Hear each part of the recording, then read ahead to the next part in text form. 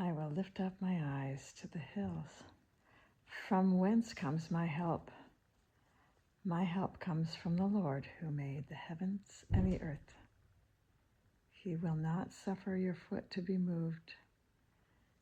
The one that keeps you will not slumber.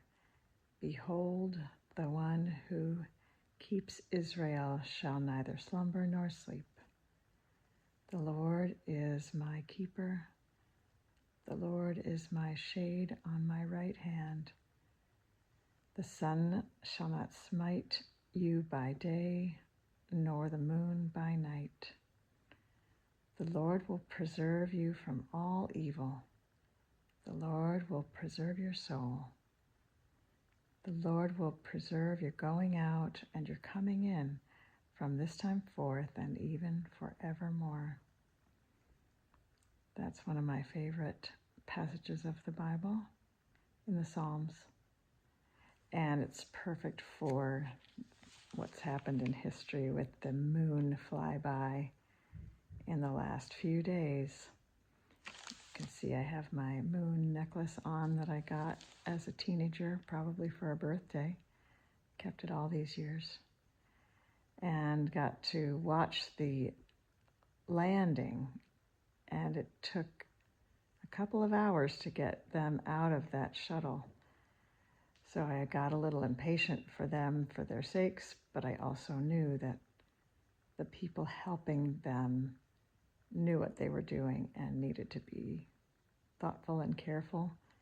I think the ocean was more wavy than they expected.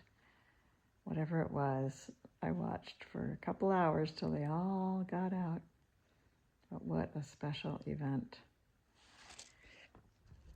In my music and art class for people with dementia, tomorrow we are going to be looking at the moon, and the theme for the month is national parks. So we're talking about all manner of things, from where people have traveled to what kind of car games did they play and who they like to travel with, and all sorts of fun aspects of national parks. And by the end of the month, with Earth Day, we'll talk about preserving nature and taking care of it. But I'm excited to put together a slideshow. I actually put most of it together already, but I'm going to add some famous photos of national parks with the moon in it to keep the theme. And the other aspect we're going to do in class is to share postcards among the classmates. We always do an art card at the end of the class, and I'm going to be inviting them to write a postcard like the ones we used to write 100 years ago, where we would simply say one sentence. The one sentence was, "Niagara Falls is a lot taller than we thought.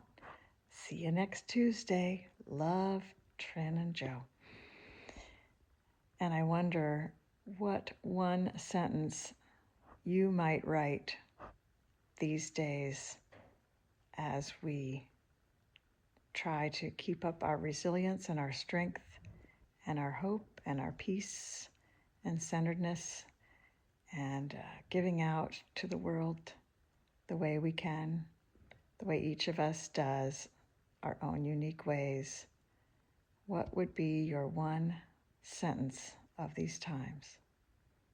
I think about when in the Bible, the sentences that are, "Do not be afraid." And there's always things to be afraid of. That's why they said it. That's why the angel of the Lord said, "Do not be afraid."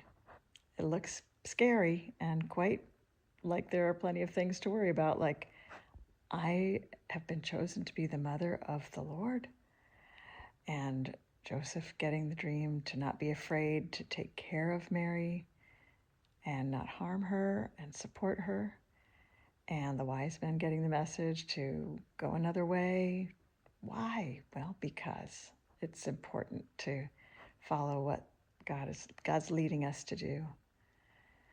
So think about the one sentence you might write today or this week or sometime this month about life and what you think and what you want and wish for yourself and for others. Be well.